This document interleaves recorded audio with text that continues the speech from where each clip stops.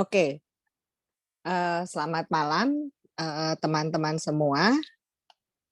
Assalamualaikum warahmatullahi wabarakatuh. Selamat malam, salam kebebasan. Selamat datang di Forum Kebebasan malam ini. Saya Adinda Tanriangke Muchtar, Chief Editor Suara Kebebasan bersama rekan-rekan saya di sini. Ada Haikal Kurniawan, Managing Editor dan kontributor kami, Samuela Christy, dan juga nantinya akan ada Renaldi Adi. Ini adalah kali kesekian kami mengadakan forum kebebasan di mana banyak sekali topik-topik yang diangkat, tapi mungkin untuk teman-teman yang belum mengenal Suara Kebebasan, kami adalah gerakan yang mendorong, memperkenalkan dan mempromosikan gagasan kebebasan, khususnya libertarianisme. Apa itu libertarianisme? Pada intinya kita adalah sangat menjunjung tinggi hak kepemilikan, kebebasan individu dan penegakan hukum serta kebebasan ekonomi. Dan banyak sekali topik-topik yang terkait dengan isu libertarianisme ini. Ini adalah salah satu kegiatan yang kami lakukan selain publikasi tulisan, penerjemahan, atau ada workshop yang teman-teman bisa cek sendiri di portal kami di suarakebebasan.id dan silakan juga untuk follow di sosial media kami.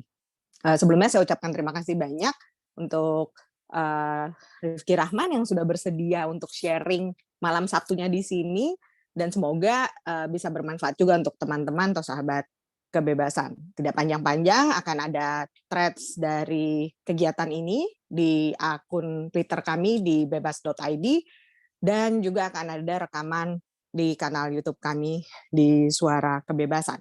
Saya persilahkan langsung kepada Haikal untuk memandu acara ini. Terima kasih dan salam kebebasan, selamat berdiskusi.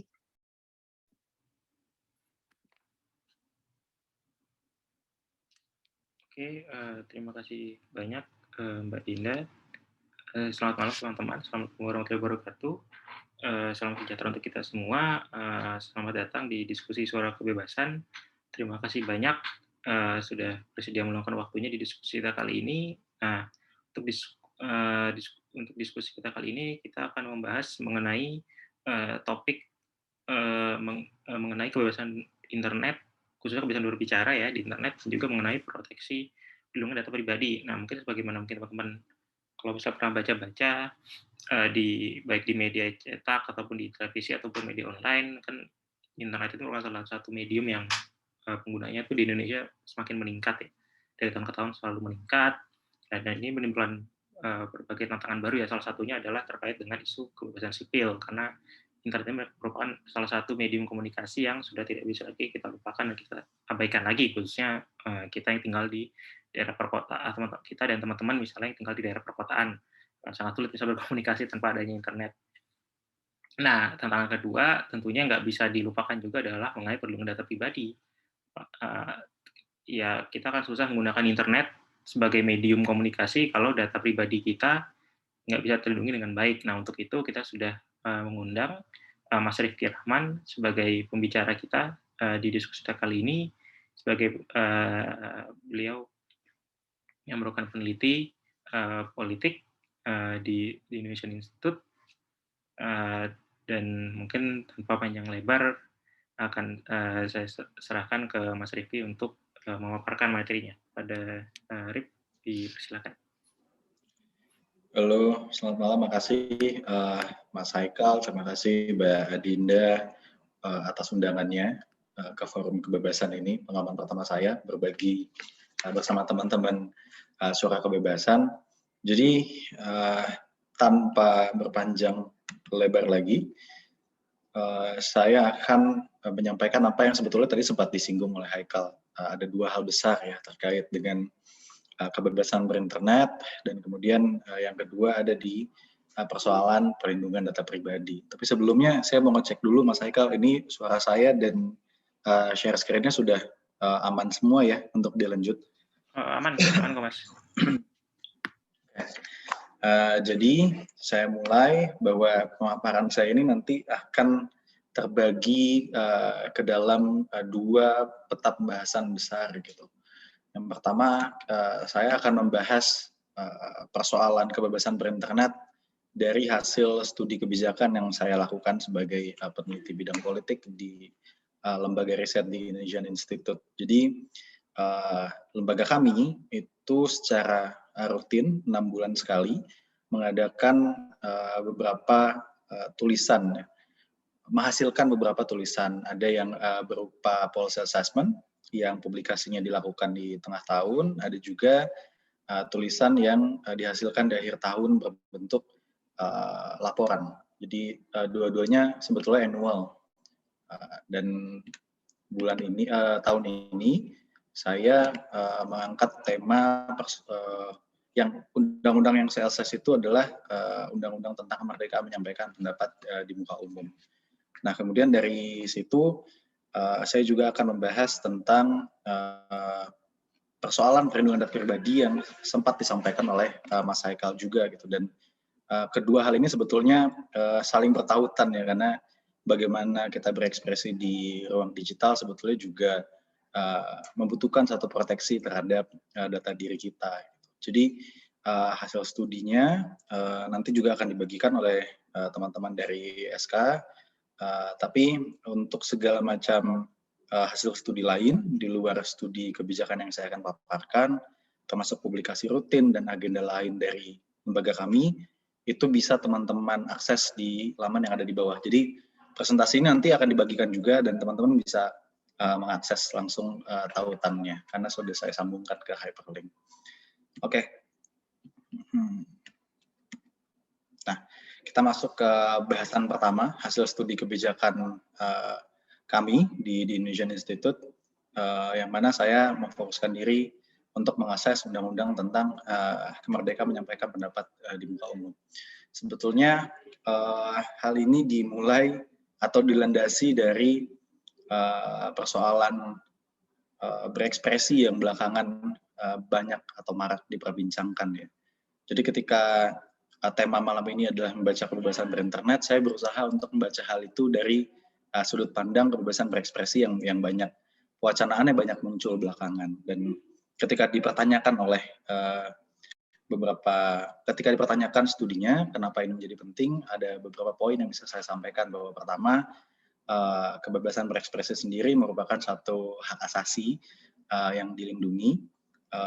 Di level internasional ada beberapa dokumen yang bisa kita rujuk untuk melihat bahwa kebebasan berekspresi itu merupakan hak yang memang harus dianugerahi ke setiap orang.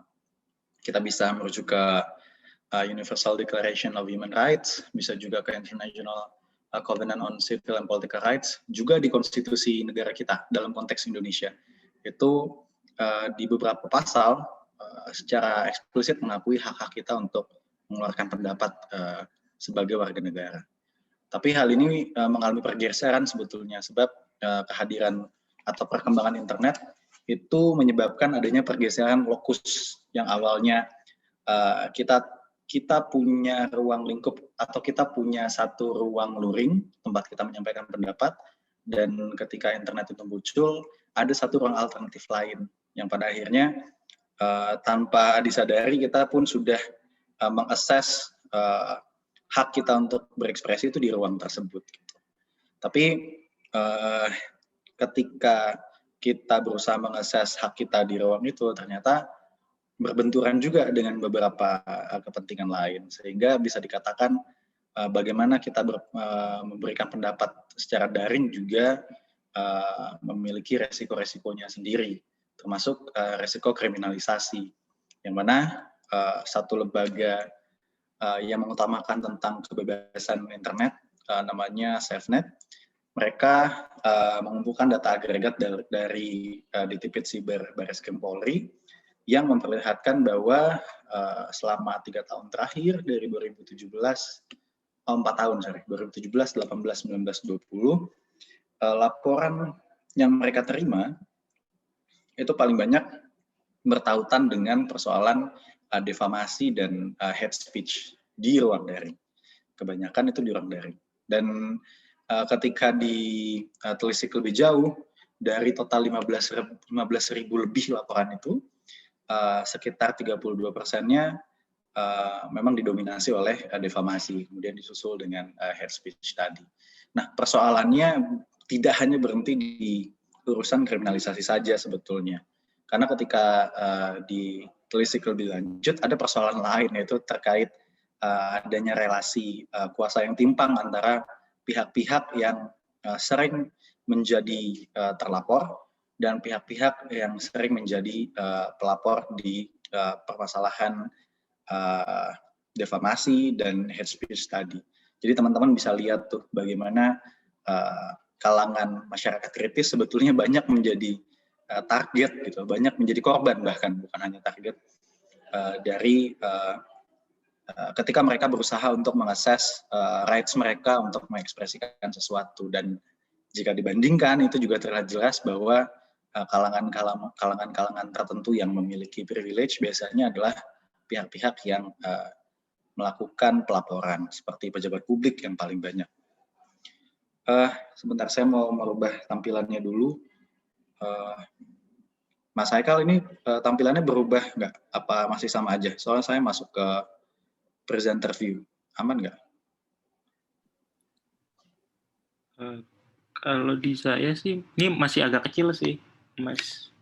Iya, tapi masuk ke presenter view apa masih full kayak tadi?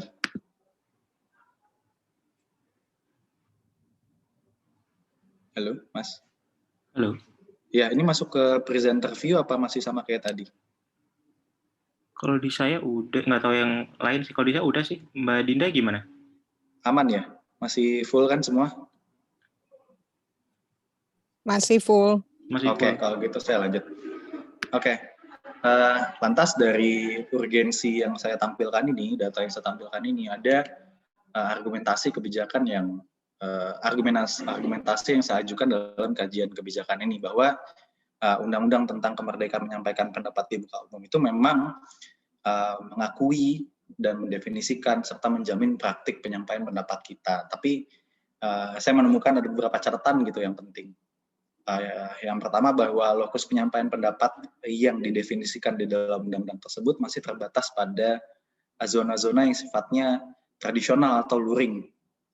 Zona di mana manusia itu berinteraksi secara langsung, secara fisik. Dan yang kedua, poin catatannya adalah dari tidak adanya pendefinisian atau absennya pendefinisian ruang digital sebagai satu ruang alternatif, maka ada akibat lain, bahwa bentuk-bentuk penyampaian pendapat itu terbatas ke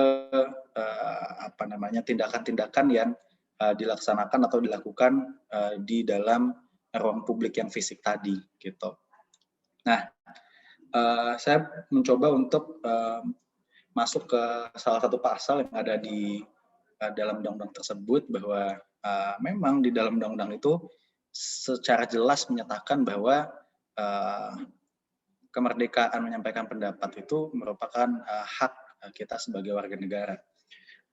Dan ini kan sesuai dengan poin yang saya sampaikan tadi. Dan kedua, persoalan lokusnya tuh sebetulnya ditemui ketika ruang lingkupnya dibatasi sebagai sesuatu tempat yang dapat didatangi dan atau dilihat setiap orang.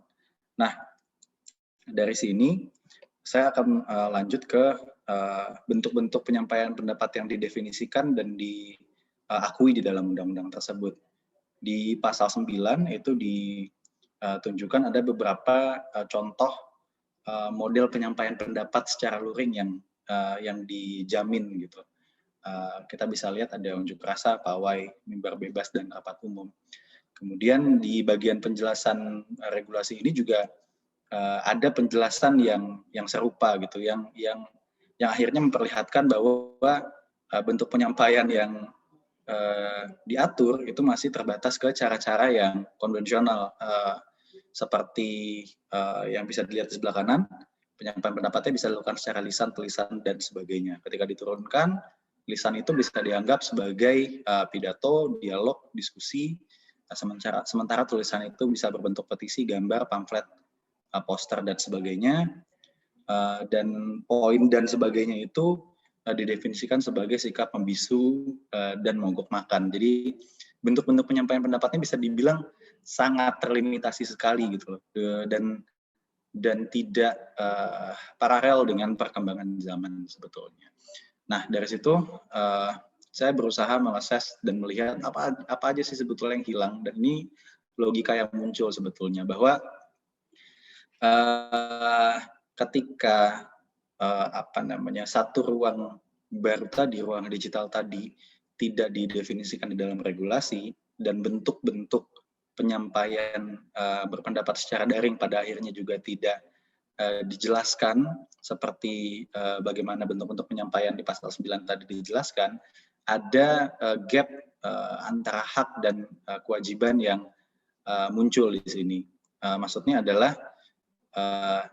kalau di Undang-Undang Kemerdekaan menyampaikan pendapat itu, bentuk-bentuk yang pasal 9 tadi itu kan dijelaskan bentuknya, kemudian dijelaskan mekanisme penyampaian pendapatnya seperti apa, dan kemudian ada prasyarat yang harus kita penuhi untuk melakukan penyampaian pendapat. Jadi ada aturan main yang dipasang sebetulnya di dalamnya. Nah, tapi konsekuensi logis dari adanya mekanisme dan prasyarat itu adalah munculnya satu kewajiban dan tanggung jawab dari negara untuk pertama melindungi, dan kedua itu memberikan keamanan, memastikan keamanan. Jadi logika ini sebetulnya yang hilang gitu. Ketika ruang lingkupnya tidak dibuat lebih luas, tidak mencakupi ruang-ruang digital tadi, maka negara seakan tidak memiliki kewajiban dan tanggung jawab untuk memberikan perlindungan atau proteksi gitu. Nah, termasuk di dalam Undang-Undang 998 ini dijelaskan juga bagaimana bentuk-bentuk penyampaian pendapat yang dianggap melanggar itu bisa dibubarkan. Nah, mengapa menurut saya ini penting? Karena ketika bentuk-bentuk penyampaian pendapat secara digital tidak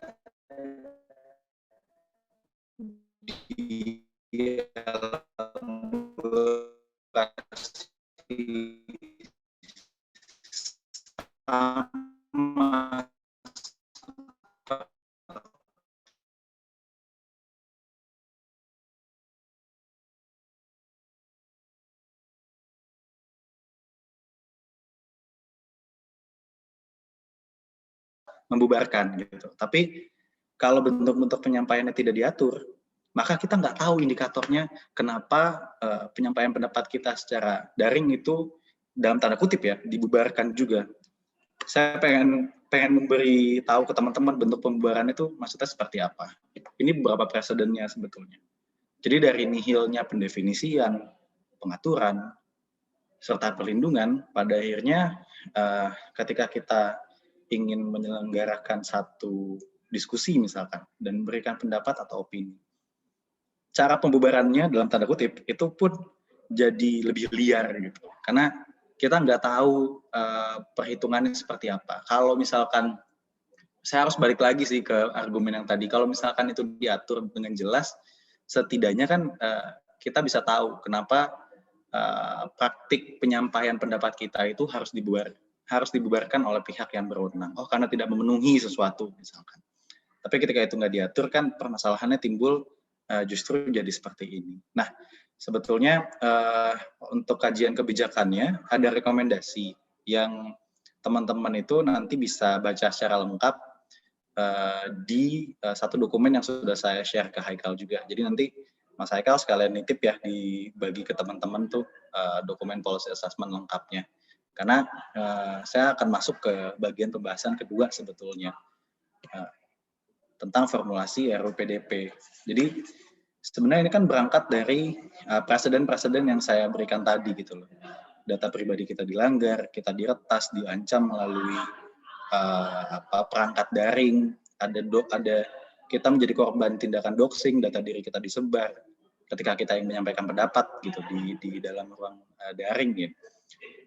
Dari kondisi-kondisi tersebut sebenarnya muncul satu urgensi agar ada satu perlindungan pada data pribadi kita di ruang digital. Gitu. Makanya di bagian kedua ini saya akan membahas mengenai formulasi RUU PDP dari sisi substansinya, jadi beberapa pasal yang ada di naskahnya, kemudian tantangannya dan proses pengundangannya sekarang seperti apa. Saya juga harus ngasih disclaimer bahwa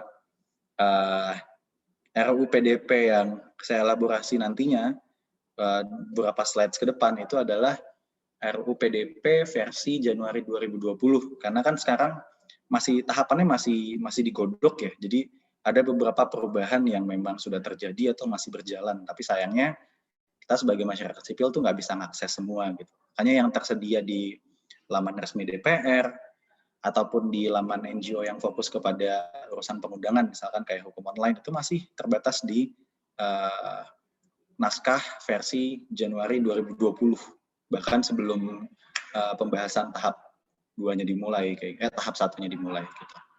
Tapi kita akan mulai dulu dari pendefinisian data pribadi yang ada di RUU PDP, bahwa rancangan undang-undang ini mendefinisikan data pribadi itu sebagai sesuatu yang memiliki kemampuan untuk mengidentifikasikan seseorang gitu. Jadi dari data-data itu pada akhirnya muncul satu kekhasan yang bisa kita asosiasikan terhadap satu subjek gitu.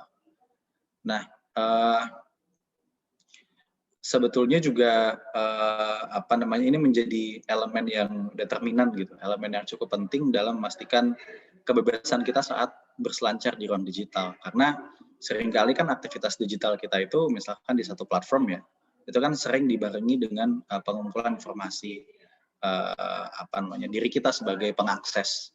Contohnya itu cookies gitu. Ketika kita masuk ke satu e-commerce ya, website yang tempat jual beli gitu, dan kita membuka beberapa katalog, sebetulnya kan website itu merekam mana saja yang kita klik, mana saja yang akhirnya bisa mereka tentukan sebagai preferensi kita.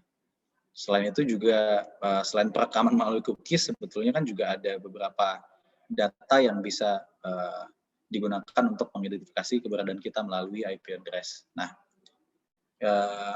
itu sebetulnya alasan kenapa data pribadi itu menjadi penting. Dan di RUU PDP ini, data pribadi sendiri dibagi menjadi dua kategori besar. Ada kategori umum, ada juga kategori spesifik kayak gitu. Jadi kalau umum itu berkaitan dengan hal-hal yang biasanya sudah lazim kita berikan gitu. Ketika kita ingin mengurusi satu administrasi pelayanan publik misalkan ya, itu kan pasti akan ditanya beberapa poin seperti yang di sebelah kiri itu dari A sampai E, itu kan umum untuk dikasih. Nah, kemudian kategori kedua adalah kategori spesifik. Ini adalah beberapa data yang mungkin punya derajat perlakuan khusus gitu, karena data-datanya bukan data-data yang bersifat umum seperti yang dijelaskan di sebelah kiri gitu. Saya nggak perlu bacain satu-satu kayaknya ya data-data spesifik ini, jadi akan lanjut aja. Nah, dari data-data jenis data yang didefinisikan tadi, sebetulnya kita juga di dalam RUU PDP itu diberkahi beberapa hak sebagai pemilik data. Dan saya mengutip satu hak yang kita punya ya, bahwa dalam pemrosesan atau pengolahan data pribadi kita di ruang daring, kita tuh punya hak untuk menuntut dan menerima ganti rugi atas pelanggaran data pribadi. Dan bentuk pelanggaran seperti apa aja itu juga dijelaskan di dalam RUU-nya, tapi kita nggak akan ke sana. Tapi secara garis besar saya bisa menggambarkan jenis pelanggaran datanya itu berangkat dari bagaimana pengolahan data itu bisa berlangsung tanpa konsen kita. Jadi orientasi regulasi ini bukan regulasi ya, rancangan ini sebetulnya sangat menitik beratkan ke kita sebagai pemilik data sih.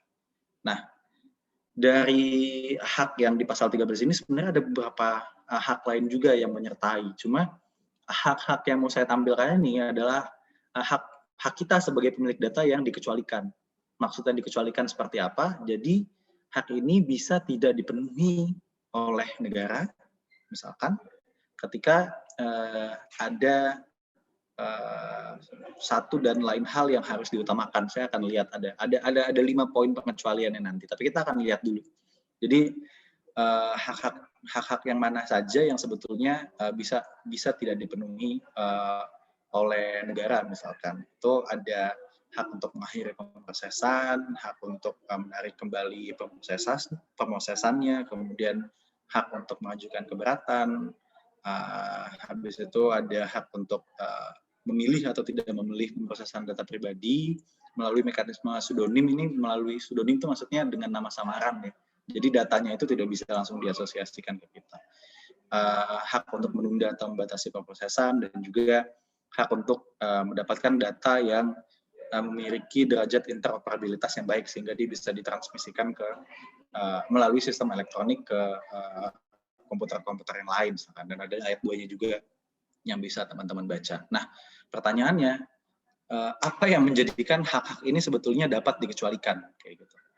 Nah, di RUU PDP di pasal 16 itu dijelaskan bahwa ada 5 poin yang menjadikan hak-hak kita ini yang tadi ada 1, 2, 3, 4, 5 hak tadi itu 6 hak itu bisa dikecualikan. Nah, poin pertama itu berkaitan dengan pertahanan dan keamanan nasional, penegakan hukum, penyelenggaraan negara yang bertautan dengan kepentingan umum, kemudian ada pengawasan sektor beberapa jasa, kemudian ada agregat data yang ditujukan untuk kepentingan statistik dan penelitian ilmiah dalam rangka penyelenggaraan negara. Kayak gitu. Jadi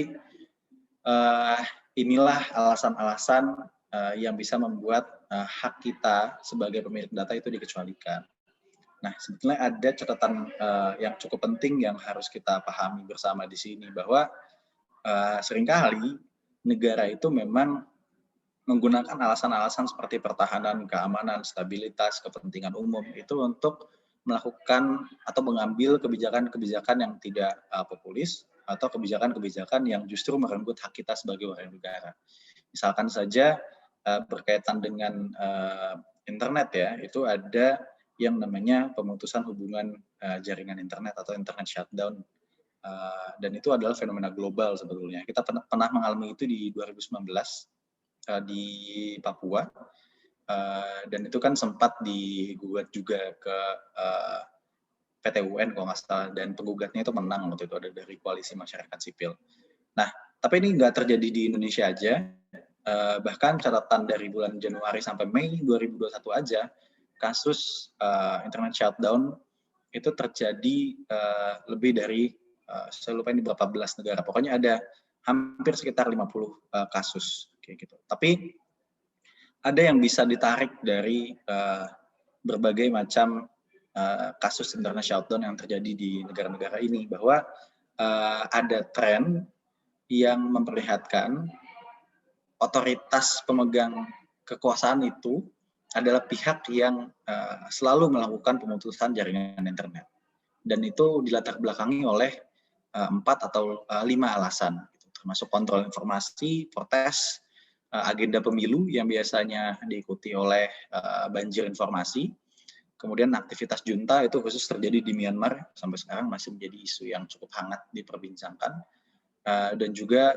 konflik gitu. Jadi teman-teman kalau misalnya mau tahu laporan ini lebih jauh, sebenarnya juga bisa mengakses ke halaman yang saya sertakan di bawah. Gitu.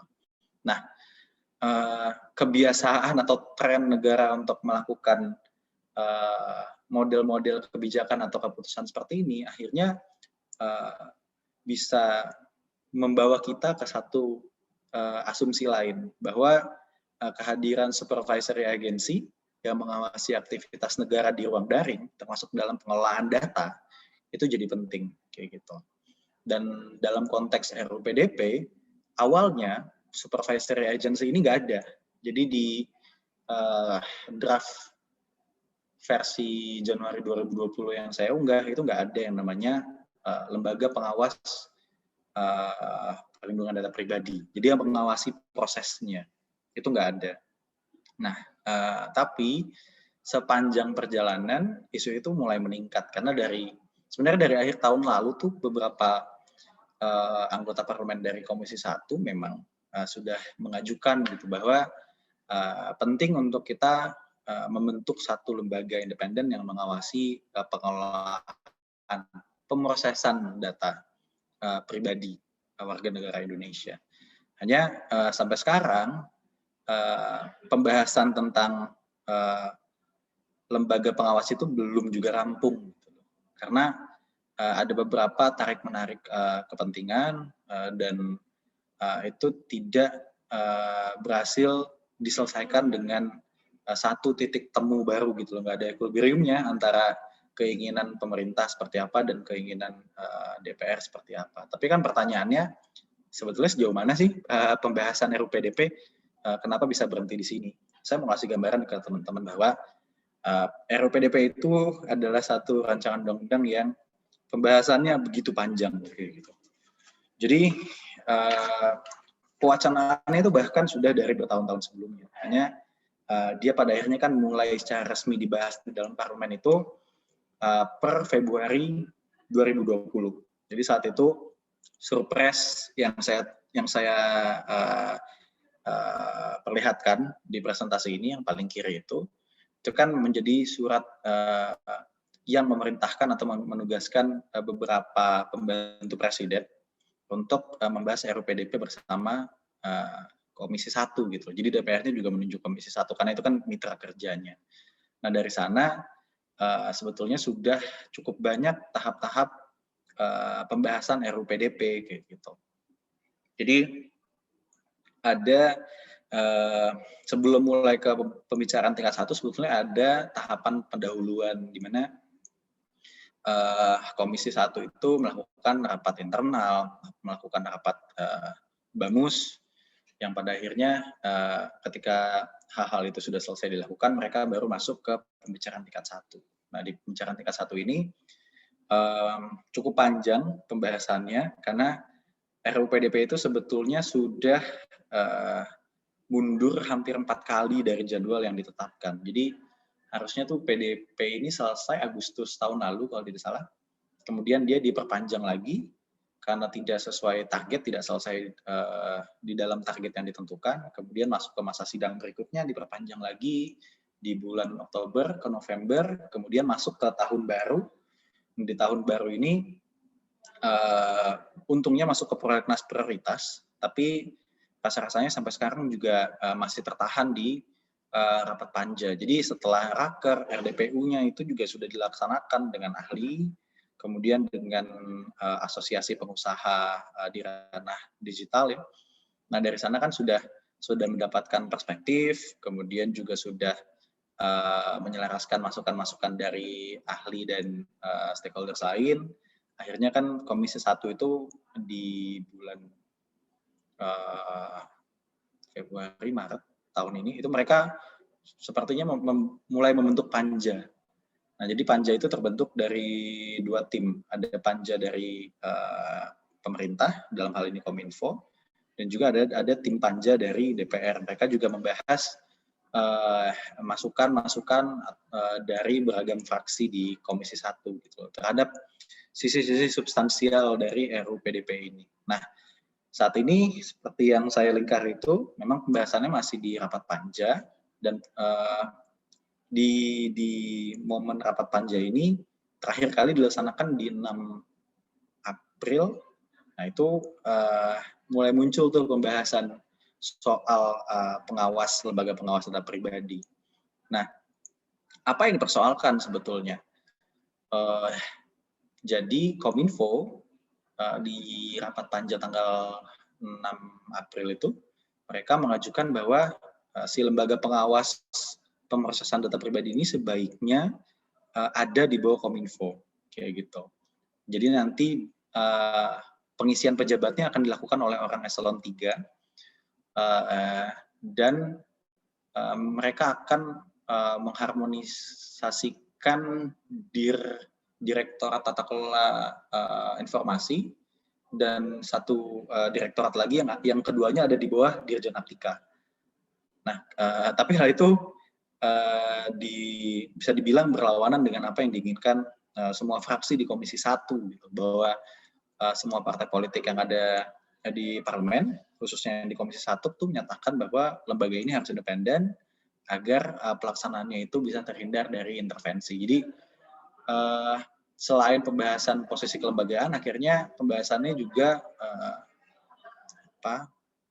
berlangsung ke atau berlanjut ke soal fungsinya atau ruang lingkup kerja si lembaga pengawas ini. Karena kalau posisinya ada di bawah Kominfo, maka kemungkinan si lembaga pengawas ini hanya bisa mengikat atau mengawasi pengelolaan data yang sifatnya komersil. Kenapa saya bisa katakan demikian? Karena di rapat panja itu juga sebetulnya mereka sudah punya perbandingan gitu. Kalau misalkan lembaga pengawas ini ada di bawah Kominfo, maka undang-undang PDP kita akan mirip dengan undang-undang PDP Malaysia. Jadi Malaysia itu sudah punya PDP dari tahun 2010. Dia negara ASEAN pertama yang punya PDP, namanya PDPA. Nah, PDPA Malaysia ini kan juga ada lembaga pengawasnya. Lembaga pengawasnya namanya Jabatan Perlindungan Data Pribadi atau Personal Data Protection Department. Dia itu ada di bawah Kementerian Komunikasi dan Multimedia Malaysia. Nah, posisinya yang ada di bawah kementerian itu pada akhirnya membuat si Jabatan Perlindungan Data Pribadi tadi, lembaga pengawas tadi, hanya bisa mengikat persoalan pemrosesan data pribadi yang sifatnya komersil. Jadi mereka mengikat korporasi. Ada beberapa sektor sebetulnya yang juga diwajibkan untuk melakukan registrasi ke lembaga pengawas ini. Saya harus bacakan karena cukup banyak. Ada sektor asuransi, utilitas, bank dan institusi keuangan, kesehatan, komunikasi, pariwisata, transportasi, penjualan langsung, real estate, edukasi, sektor jasa, peminjaman berbunga, dan juga pegadaian. Tapi di luar sektor-sektor tadi, seperti penggunaan data pribadi kita untuk keperluan strategis ya di salah satu kementerian. Nah, itu nggak bisa diikat tuh sama PDPA. Dan itu yang menjadi problem kemarin. Salah satu anggota fraksi itu sempat bilang kalau misalkan memang pengawasnya itu ada di bawah kementerian, artinya kita mesti ngerombak lagi nih RUU PDP dari awal. Karena kalau teman-teman baca tuh naskah yang tersedia di internet ya, itu sebetulnya rancangan undang-undang ini ditujukan untuk korporasi dan juga badan publik. Jadi tidak hanya pengelolaan data yang bersifat komersil, tapi juga yang non-komersil dan strategis gitu. Dan itu sebetulnya mirip dengan lembaga pengawas yang ada di Uni Eropa. Jadi kan secara substansial itu RUU PDP ini mengacu kepada EU GDPR, di mana lembaga pengawas di dalam EU GDPR itu bersifat independen, jadi berbeda dengan yang ada di Malaysia. Nah, semua member state-nya yang ada di kawasan Uni Eropa tadi, ketika ingin membuat lembaga pengawas di negaranya, itu harus memenuhi standar independensi tadi gitu. Jadi dia tidak bisa, misalkan aja pemilihan komisionernya itu nggak bisa, atau anggotanya itu harus dipastikan bebas dari intervensi. Karena mereka tidak hanya mengawasi proses pengelolaan data secara komersil, tapi juga strategis. Jadi badan-badan publik seperti kementerian, ketika dia melakukan pelanggaran terhadap pemrosesan data pribadi, itu bisa diikat sama GDPR. Tapi kalau misalkan Malaysia, itu nggak bisa. Karena hanya korporasi atau yang penggunaan yang orientasinya itu atau sifatnya komersil, kayak gitu. Nah, RUU PDP ini karena secara substantif mengacunya ke GDPR, maka dari beberapa tulisan saya kemarin, sebetulnya banyak menekankan bahwa lembaga pengawas di RUU PDP sebaiknya ngikut dengan EU GDPR gitu. Sifatnya independen jadi. Nah, selain itu hal penting yang juga teman-teman harus tahu adalah semua proses di pembicaraan tingkat 1 ya, itu sebetulnya bisa diakses loh. Jadi teman-teman itu bisa menyaksikan sejumlah rapat dengar pendapat umum, rapat kerja atau rapat panja di beberapa saluran atau kanal gitu. Ini menjadi penting karena secara substantif ya, RUU itu kan pasti akan digodok, akan dirubah, akan diperbaiki. Itu kan semua di komisi, di pembicaraan tingkat 1. Karena ketika dibawa ke paripurna, itu kan hanya untuk ketok palu disahkan jadi undang-undang aja. Kayak gitu. Saya mau move ke satu kumpulan data yang sempat saya buat kemarin. Sebentar ya. Jadi di lembaga kami, saya juga secara rutin membuat tulisan ya teman-teman. dan itu bisa diakses juga. Jadi di salah satu tulisan saya itu saya menghimpun saluran-saluran yang menyebarkan informasi tentang tahapan pembahasan RUU PDP kayak gitu. Jadi teman-teman bisa nanti bisa mengakses tulisannya dan ini cukup lengkap gitu. Jadi kalau misalnya teman-teman mau ngikutin bisa ngelihat dari mulai rakernya. Ini kelihatan ya Kal si tabel yang gue kasih lihat. Iya, kelihatan kok. Nah, itu kan dari Februari tahun lalu setelah surat dari presiden ini tadi keluar kan mereka langsung ada raker RDPU. Nah, teman-teman juga bisa melihat selain dari dokumen ya, teman-teman juga bisa melihat rapatnya secara langsung gitu loh. Nah, kenapa hal ini jadi saya sampaikan gitu? Karena sebetulnya ini bertautan dengan catatan akhir saya bahwa sebentar ya. Kok nggak jalan ya ini? Nah,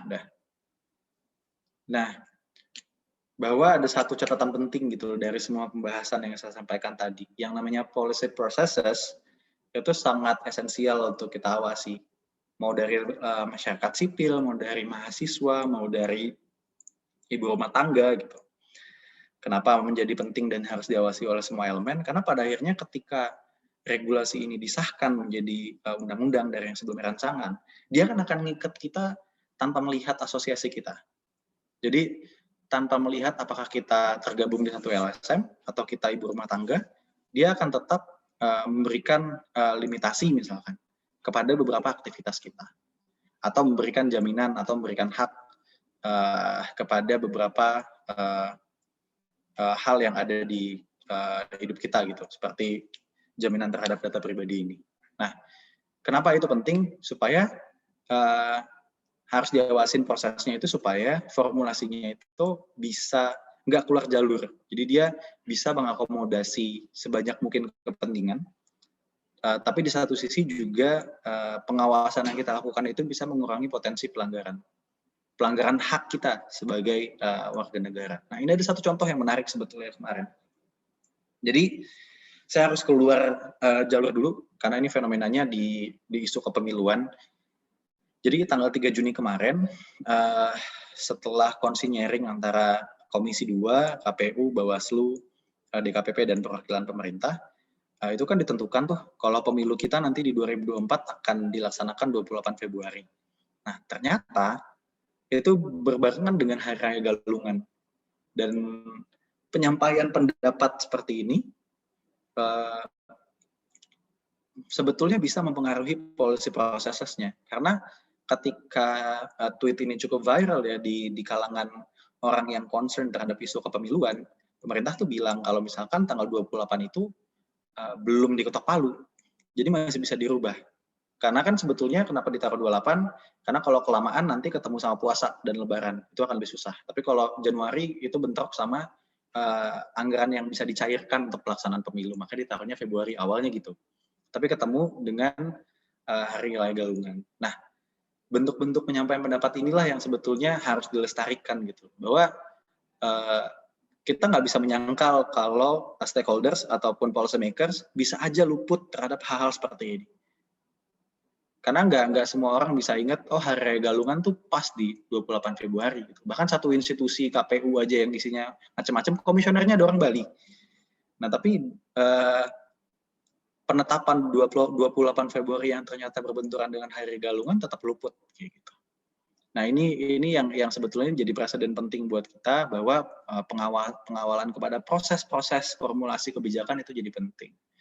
Nah ketika dikaitkan dengan isu hari ini tentang kebebasan berinternet dan perlindungan data pribadi, bisa kita bilang bahwa nasib kebebasan kita untuk berinternet secara bebas, right to access, right to ada 3, right to access, like right to express, sama right to obtain information kalau nggak salah.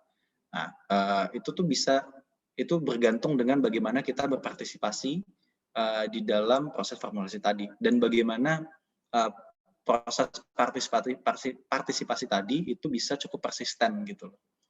Nah tidak berhenti di formulasi juga, bahwa partisipasi dan persistensi kita juga mesti diejawantahkan ketika peraturan itu sudah diimplementasikan.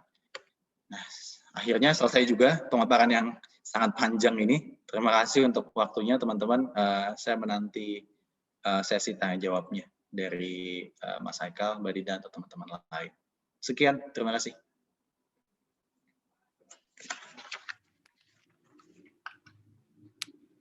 Nah, oke, terima kasih banyak nih Mas Rifki untuk presentasinya. Nah, masuk ke sesi tanya jawab. Nah, kalau misalnya ada teman-teman yang ingin bertanya atau berkomentar atau mungkin punya pandangan terkait dengan isu kebebasan berekspresi di internet dan juga isu mengenai perlindungan data pribadi, bisa langsung lewat chat. Nanti akan saya bacakan selaku moderator kepada Rifki, atau bisa juga raise hand, nanti akan diberikan waktu untuk menyampaikan komentar atau pertanyaan langsung kepada narasumber. Nah, ini sudah masuk nih, Rif, pertanyaannya satu. Halo. Rif.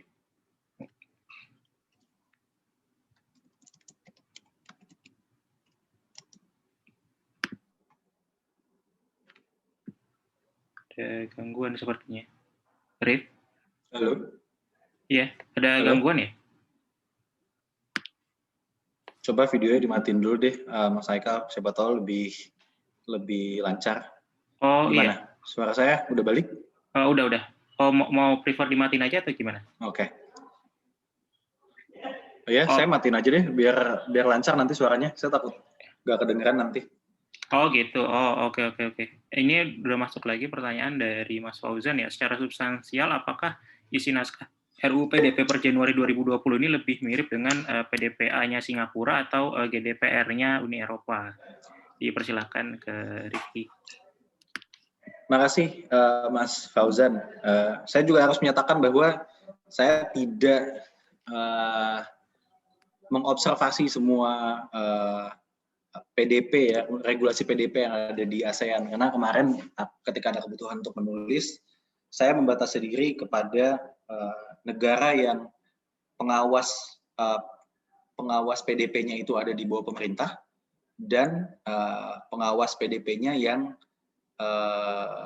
tidak independen, tidak menjadi subordinasi pemerintah. Itu pertama. Dan yang kedua, kenapa saya pilih GDPR untuk yang independen? Karena sebetulnya kalau ditarik secara historis ya, dulu pembentukan sebelum RUU PDP itu sebetulnya udah ada peraturan pemerintah nomor 71 tahun 2019 tentang penyelenggaraan sistem dan transaksi elektronik. Nah, di regulasi ini, kalau Mas Fauzan ada waktu untuk melihat, yang baca, sebetulnya secara struktur dan substansi itu mirip dengan RUU PDP. Jadi kayak RUU PDP itu kayak pengembangan dari si PP 71 2019, yang mana si PP 71 2019 itu merujuknya secara substansial itu ke GDPR. Kenapa ke GDPR? Karena GDPR itu sampai sekarang masih dianggap sebagai satu regulasi perlindungan data yang paling kuat. Bahkan ketika satu negara itu mau melakukan transaksi dengan salah satu negara di Eropa ya, itu ketika regulasi perlindungan data dianggap lemah, itu bisa jadi bisa jadi ketidakberuntungan loh. Maksudnya bukan ketidakberuntungan ya, bisa jadi satu hal yang bikin negaranya tuh rugi gitu loh, karena mereka harus ngikutin standarnya GDPR gitu. Jadi Indonesia pun kenapa lama, saya kemarin sempat berkontak dengan beberapa anggota di Komisi 1, mereka juga bilang ya kita nggak bisa terlalu cepat karena substansinya juga mesti dijaga gitu loh. Ya waktu itu saya sempat bilang ini nggak dikejar tayangin aja mas kayak gitu. Cuma mereka bilang kita nggak bisa ngejar-ngejar kayak gitu karena mereka mengekspektasikan hasilnya nanti secara substansial dia akan sekuat GDPR dalam melakukan perlindungan data. Saya bukan orang hukum, tapi ada gambaran seperti ini. GDPR di EU itu bahkan bisa diakses ke dalam beberapa skema hukum. Jadi bahkan ketika Mas Fauzan yang bukan warga EU, tapi misalkan sedang kuliah di sana, itu tetap data-datanya itu nanti akan diproteksi oleh GDPR. Gitu. Jadi ada beberapa skemanya deh. Lebih lengkap tuh ada di bukunya Agus Sudibyo sebetulnya, di Jagat Digital, itu terbitan 2019. Nah, di situ tuh di bab GDPR dia membahas secara spesifik soal GDPR. Itu dia menjelaskan beberapa posisi atau skema yang tadi saya jelaskan itu cukup tricky sih untuk memahaminya, tapi gambaran itu sendiri secara general bisa menyiratkan bagaimana GDPR di Eropa itu bisa dianggap sebagai salah satu regulasi yang mengutamakan data pribadi untuk dilindungi, kayak gitu. Gitu paling jawabannya untuk Mas Fauzan. Oke, thank you banget Mas Fauzan untuk pertanyaannya. Sekali lagi, mungkin untuk teman-teman, kita saat ini lagi membahas mengenai kebebasan berekspresi di internet dan juga mengenai perlindungan data pribadi bersama Mas Rifki. Kalau misalnya nanti ada teman-teman yang ingin berkomentar atau ingin bertanya atau mungkin punya pendapat, bisa langsung raise hand, nanti bisa diberikan kesempatan bicara langsung untuk menyampaikan pendapat atau pertanyaannya kepada narasumber, atau juga bisa lewat chat dan nanti bisa saya bacakan kepada narasumber. Nah, mungkin gini Rif, kalau misalnya tadi yang di bagian awal, halo Rif? Iya, kau. Ya, kalau di bagian awal itu kan kalau nggak salah, ini sorry, slides-nya udah dimatiin ya? Kalau nggak salah bisa ditampilin lagi kok. Oh iya, kalau yang di bagian awal yang PDP itu kan kalau nggak salah tuh ada yang yang exception-nya itu ya? Yep. Exception yang PDP itu ya? Yang ini ya? Nah, iya. Nah kalau misalnya untuk kepentingan statistik dan kepentingan pengawasan di jasa keuangan, kepentingan statistik atau penelitian ilmiah dalam rangka penyelenggaraan negara. Nah, ini ada definisi yang lebih ininya nggak sih? Definisi yang lebih jelas gitu, maksudnya penelitian ilmiah dan dalam rangka penyelenggaraan negara itu gimana? Apakah penelitian itu hanya bisa dilakukan oleh lembaga negara, kalau kampus itu nggak termasuk, atau gimana? Atau mungkin tergantung tema penelitiannya yang bisa dapat data itu, atau gimana ininya mungkin? Mungkin sambil saya tunjukin ya Mas Haikal si RUU PDP versi Januari 2020-nya. Karena di bagian penjelasan itu sebenarnya hal ini juga udah dijelasin yang pasal 16 ya. Nah, penjelasannya itu justru bukan ke bukan ke persoalan kalau misalkan kita nge-collect data untuk keperluan riset, tapi itu di luar penyelenggara negara, apakah bisa apa enggak, kayak gitu. Nah, yang dijelasin di sini justru definisi agregat datanya doang sih, Mas Haikal. Jadi didefinisikan sebagai satu kumpulan data yang terkait sama pribadi seseorang, tapi nggak bisa digunakan untuk mengidentifikasi, kayak gitu. Jadi yang didefinisikan justru agregatnya, tapi bukan bagaimana dampak dari pengecualian ini terhadap terhadap nasib riset yang di luar pemerintahan. Kayak sebenarnya ini jadi concern juga kemarin di lembaga kami juga sempat mendiskusikan soal ini. Ya, terus kalau misalkan kita mau mengadakan survei misalnya, dan kita menghimpun data atau menghimpun data narasumber gitu, kemudian gimana kalau misalkan narasumbernya nggak mau karena ngerasa ini bukan bagian dari kepentingan penelitian yang berasal dari negara. Sebetulnya saya kemarin sempat ngebacanya kayak gini Mas Haikal.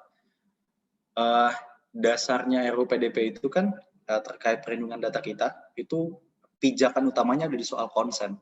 Jadi konsen subjek data atau pemilik data dengan orang yang mau mengelola data kita. Kalau di sini sebutannya pengendali data. Jadi dia punya hak atau punya kuasa terhadap pengelolaan data kita. Baru si pengendali data ini biasanya nunjuk pihak lain, namanya pemroses.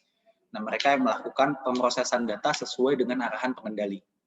Jadi, udah nangkep gak tuh Mas Haikal kira-kira cara kerjanya. Jadi, kita sebagai subjek data dimintai konsen, jadi nanti ada pengendalinya, kemudian nanti pengendalinya nunjuk pihak lain, atau mereka bisa memproses sendiri. Kayak gitu. Nah, kalau misalkan beranjaknya dari konsen, sebetulnya selama orangnya tidak merasa hak-haknya itu dilanggar, ya, hak-hak untuk misalkan datanya untuk dicabut, dilupakan, dia nggak mau mengaktifkan hak itu, menurut saya sih nggak masalah. Tapi ini sebenarnya bisa jadi pembahasan yang lebih yang menarik yang bisa dibahas lebih lanjut gitu loh, tentang nasib riset, mau riset pasar, mau riset semacam survei pemilu, itu bagaimana nasibnya ke depan. Begitu sih, Mas.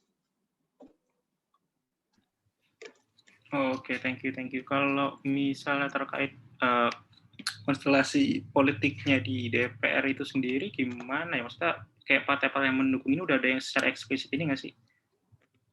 Jadi kebetulan di Komisi 1 semua memang menyadari kalau undang-undang ini penting. Nah, kemarin yang cukup terasa tarik-menarik antara eksekutif dan legislatif itu yang saya tadi sebutkan di soal ini nih, Mas.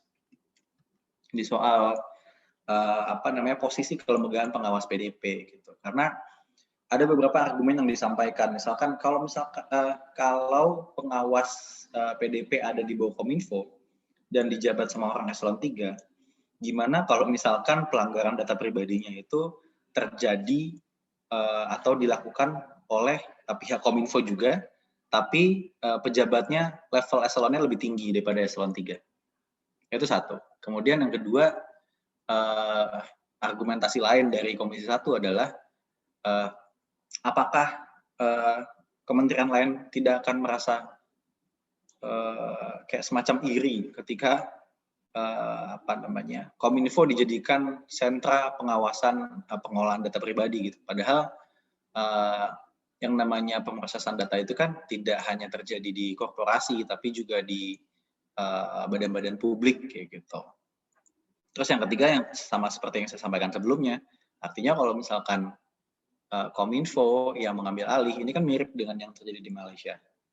Pada akhirnya regulasi atau rancangannya mesti kembali dari awal tuh mesti dirubah karena badan publik akhirnya tidak jadi mengikat gitu loh. Jadi Kominfo posisinya si pengawas ini akan mewajibkan beberapa sektor yang saya sebutkan tadi untuk meregistrasi supaya nanti bisa diawasi pemrosesan datanya kayak gitu. Nah, argumen-argumen itu yang sebetulnya masih belum ketemu titik tengahnya gitu, karena Kominfo pun sempat berargumen bahwa yang namanya independensi nggak melulu dilihat dari posisi strukturalnya, tapi bisa juga dari bagaimana dia bekerja kayak gitu.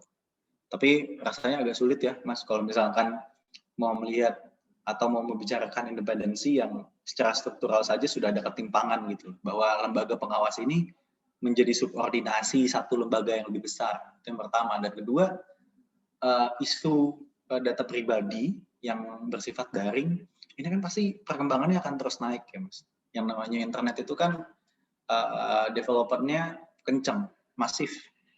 Kalau misalkan memang urusan ini semakin sentral, semakin besar gitu, karena urusan berkepemerintahan pun banyak bertautan dengan penggunaan data. Nah, artinya kan apakah mungkin posisi pengawasnya itu hanya berada di bawah satu kementerian kayak gitu. Sedangkan kan artinya ketika ada di bawah satu kementerian dia juga terikat dengan undang-undang yang mengatur kementerian itu berjalan kan pada nantinya. Itu akan cukup menantang sih sebetulnya. Dan itu sampai sekarang belum selesai dan belum ada rapat panja lagi sih. Saya ngecek berapa kali di website resmi DPR, di bagian prolegnasnya, kemudian di di YouTube aja tuh kebagi dua. Ada YouTube DPR RI dan Komisi 1. Itu juga belum ada updatean untuk rapat panja RUU PDP lagi. Kemarin mereka kayaknya cukup sibuk dengan ngurusin TVRI kayaknya, Komisi 1. Gitu sih, Mas Aika.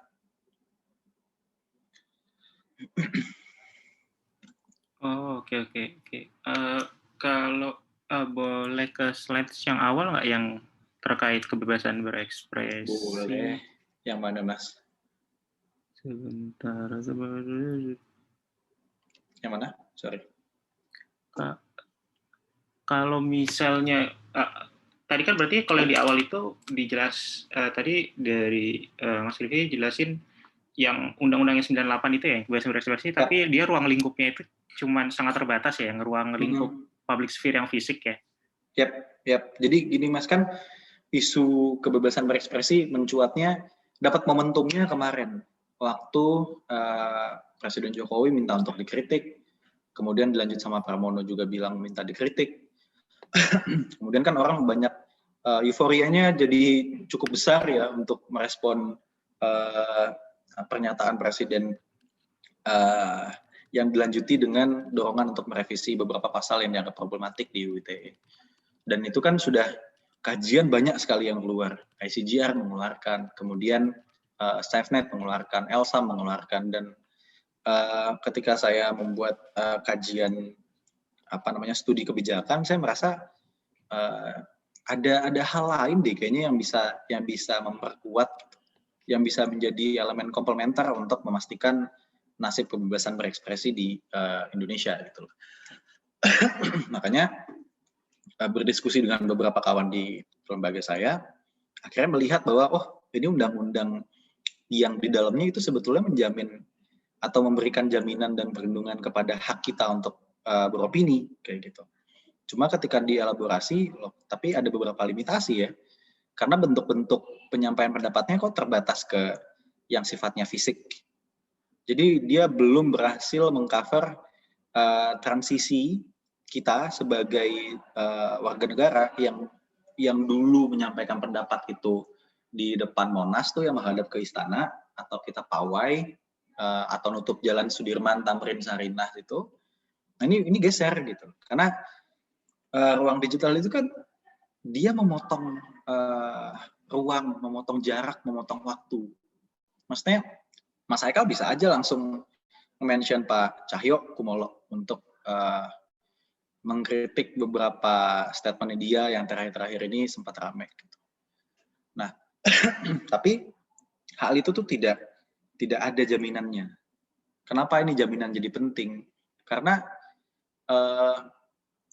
kasus-kasus yang ada tuh memperlihatkan bagaimana masyarakat, kelompok masyarakat kritis yang menyuarakan, utamanya mengkritik pemerintah deh. Kami di Indonesian Institute juga sebetulnya sedang mengadakan studi, tapi baru mau menjelang selesai. Mungkin nanti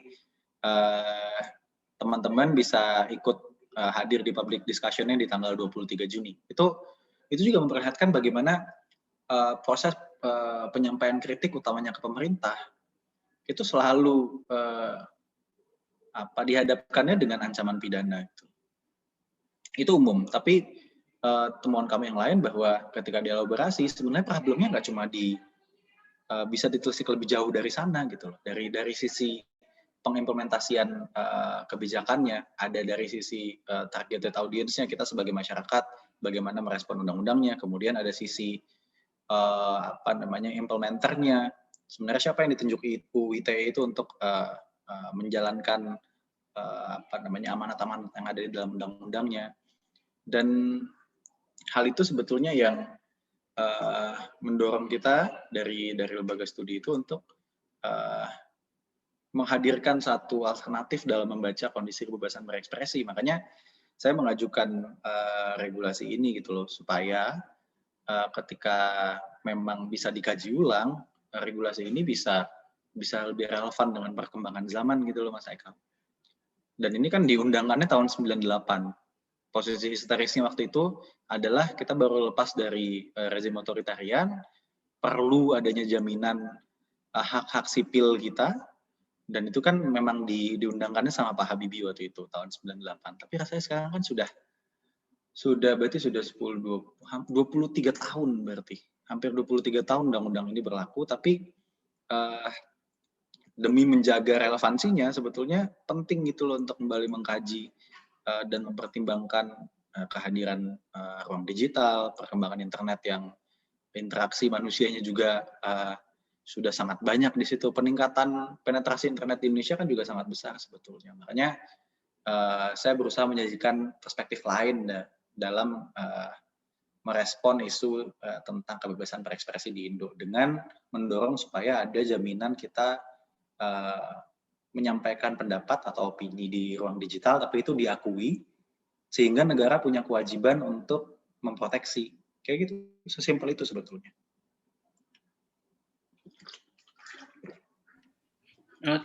Thank you, Mas Rifki. Nah, ini ada pertanyaan juga. Oh, ini ada yang mau nanya dari Mbak Pinkan. Bisa, halo, Pak? Bisa ya? Halo, Mas Haikal dan ya. Mas Rifki. Kedengaran ya suaranya? Iya, jelas ya, kok. Mbak Pinkan. Dipersilakan, Mbak.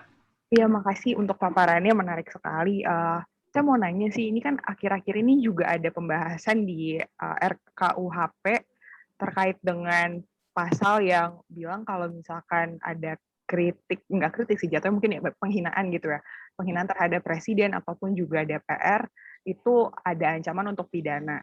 Nah, tapi kan belum jelas juga nih, maksudnya takarannya yang dimaksudkan penghinaannya itu seperti apa. Karena kalau kita ngelihat beberapa waktu lalu sempat ada kasus yang komentar di media sosial untuk gubernur atau wali kota itu tuh juga ada yang diresponnya langsung secara langsung gitu sama pihak polisi siber dan semacamnya. Nah, kira-kira kalau misalkan melihat situasi tersebut, bagaimana tanggapan dari Mas Rifki? Karena kan tadi untuk RUU PDP aja nih belum kelar, tapi juga ada RUU lainnya yang jalannya berbarengan dan kurang lebih juga sebenarnya ada hal atau aspek yang beririsan gitu kan. Nah, maksudnya bagaimana sebaiknya pemerintah juga menyikapi hal ini? Makanya itu pertanyaannya. Terima kasih. Terima kasih, Mbak Pinkan. Saya mau gambarin sedikit sebetulnya RKUHP itu kan menjadi bagian dari skema revisi UU ITE. Karena saat tim kajian UU ITE dibentuk, ini jadi ngelebar ke UU ITE, nggak apa, Mas Haikal ya, supaya nanti bisa ngejawab pertanyaan Mbak Pinkan soal RKUHP. Iya, nggak apa-apa. Jadi di revisi UU ITE itu kan ada tim kajian yang di dalamnya ada dua subtim. Satu subtim itu mengurusi soal revisi substansif yang ada di dalam UU ITE, yang mana yang dianggap problematis. Yang kedua adalah tim yang mencoba untuk membentuk satu pedoman implementasi undang-undangnya, karena ada perspektif yang menganggap yang masalah nih formulasinya, artinya pasal-pasalnya, tapi ada juga pihak yang menganggap yang masalah ini penerapannya. Jadi gitu. Pilihan ke yang mana yang bermasalah ini pada akhirnya akan berakhir di kebijakan yang diambil gitu. Dan rasanya pemerintah dari awal berusaha atau udah ngeker supaya yang dianggap bermasalah tuh penerapannya aja, bukan formulasinya. Karena kalau formulasinya yang dianggap bermasalah, pasal-pasalnya mesti diganti. Nah, salah satu wacana yang muncul kan dari Wamenkumham waktu itu adalah sebenarnya mesti direvisi itu RKUHP. Karena RKUHP itu belum mengakomodasi ruang digital sebagai satu wahana interaksi baru buat orang menyampaikan pendapat tadi salah satunya, atau mengkritik pemerintah. Makanya kemarin muncullah itu beberapa pasal yang ditambahkan frasa, saya lupa frasa persisnya seperti apa, tapi dia menyinggung soal penghinaan, benar kata Mbak Pinkan, menggunakan teknologi informasi dan komunikasi kalau tidak salah. Itu frasa yang ditambahkan. Nah, sebetulnya kalau balik lagi ke studi saya soal UU 998 ini, logika seperti itu yang sebetulnya saya bayangkan, bahwa ada penyesuaian dengan perkembangan zaman, perkembangan teknologi informasi dan komunikasi yang bisa membuat model penyampaian pendapat di muka umum itu mencakupi penyampaian pendapat di ruang digital juga. Kayak gitu. Jadi apa yang terjadi di RKUHP sebenarnya saya harapkan terjadi di Undang-Undang 998 ini, kayak gitu. Tapi kalau saya balik lagi ke RKUHP, sebenarnya kita sudah bisa menerka arah pemerintah dari beberapa kebijakan yang diambil belakangan sih, Mbak. Pas fit and proper test di Februari lalu, Kapolri itu, Jenderal Sigit, kan sempat menyinggung juga soal virtual police, yang tadi sempat Mbak Pinkan bilang. Nah, itu memang sebetulnya kalau misalkan kita mau pakai agak-agak cocok logi sebetulnya, tapi dengan adanya satu entitas pengawas konten yang bisa mensensor, kemudian ada payung hukumnya juga yang membuat konten kita di sosial media bisa disensor kalau dianggap melanggar, kemudian juga penerapannya juga bermasalah. Rasa-rasanya juga bisa melihat sebenarnya pemerintah saat ini terhadap kebebasan berekspresi kita seperti apa. Pun laporan dari lembaga internasional seperti Freedom House itu kan sudah menggambarkan bagaimana sebetulnya kondisi di Indonesia itu dikategorisasi sebagai partly free. Jadi kebebasan sipil kita tuh tidak full di sini. Itu dari assessment-nya Freedom House ya. Selama 3 tahun berturut-turut kita turun. Dari yang sebelumnya poinnya tuh 61, nggak salah, kemudian jadi 60, sekarang jadi 59. Artinya asumsi-asumsi seperti backsliding demokrasi, kemudian juga neo-authoritarianism gitu yang disebut teman-teman Elsa, itu rasanya juga nggak terlalu berlebihan untuk menggambarkan kondisi pemerintah sekarang. Karena perangkat-perangkat yang diciptakan, dilestarikan, atau dipenetrasikan ke masyarakat, itu memang perangkat-perangkat yang memperlihatkan arah ke sana kayak gitu. Saya sempat 2 kali dalam tanda kutip ya berdialog secara tidak langsung dengan virtual police gitu, dengan ditipit siber yang memang membawahi virtual police, dan memang ada gap dengan apa yang dari apa yang diwacanakan dengan apa yang diimplementasikan gitu. Karena awalnya virtual police ini dibilang sama Jenderal Sigit hadir untuk melakukan edukasi terhadap kita supaya kita tahu pentingnya data pribadi, bagaimana kita memproteksinya. Tapi kan pada akhirnya dia menjadi satu entitas yang memastikan orang itu tidak mengomentari pihak-pihak atau unsur-unsur yang berkaitan dengan pemerintah. Ya wali kota Solo lah, ya kemudian beberapa pejabat lain gitu. Dan cara kerjanya pun bukan cara kerja edukatif. Jadi ketika serpihan-serpihan tadi Mbak Pikan kumpulin, sebetulnya udah bisa kebaca gitu. Kalau misalkan kondisinya tentang kebebasan berekspresi ya itu udah cukup mengkhawatirkan kayak gitu. Teman-teman yang lebih kencang kayak teman-teman ICW kemarin, kencang soal isu KPK misalkan dengan pemecatan 75 pegawainya. Yang terjadi mereka dihack. Jadi trennya itu dari dulu udah sama kayak gitu. Dan ini yang sebenarnya yang lagi didorong sama teman-teman masyarakat sipil supaya dirubah dong arah kebijakannya, jangan terlalu kayak gini.